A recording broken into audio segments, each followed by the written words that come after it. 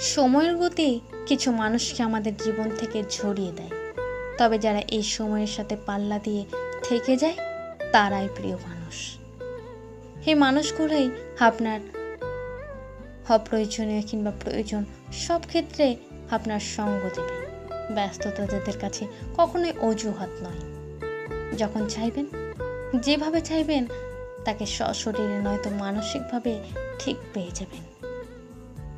তারা যদি কখনো না উত্তর দেয়, কথা না রাখতে পারে, তবু সেটা বিনয়ের সাথে যেন আপনার সাথে থাকতে পারলে ভীষণ খুশি হতো। পুরো পৃথিবী আপনার বিরুদ্ধে চলে গেলেও এই মানুষগুলো আপনার পাশে থেকে সাহস জুগিয়ে বলবে, আমি আছি। কি হয় দেখা যাবে। তাদের বলা এই দুটো লাইন আপনার ভরসা দেওয়ার জন্য কি যথেষ্ট না?